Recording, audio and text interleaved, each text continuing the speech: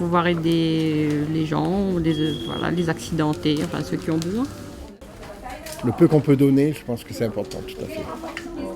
Le geste est noble et ces agents du département n'ont pas hésité à faire don de leur sang. Chaque année à La Réunion, c'est plus de 9000 malades qui pourront ainsi être soignés grâce au don de sang.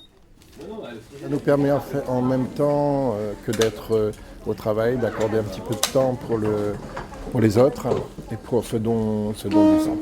Qu'effectivement, je pense être sensibilisé peut-être par mes parents, mon père notamment qui donnait pas mal. Donc je pense que c'est un acte important pour nous et pour ceux qui vont le recevoir effectivement. Aujourd'hui, à Plateau-Caillou, l'établissement français du sang et le département de La Réunion organisent une collecte pour ses agents ainsi que pour le grand public. À l'arrondissement ouest, nous sommes très sensibles à cette cause de don du sang.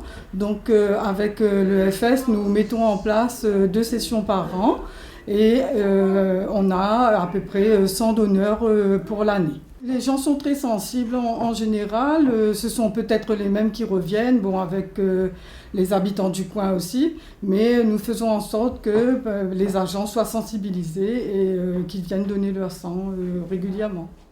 Avant de faire don de son sang, chaque personne volontaire doit passer un entretien médical avec un médecin référent.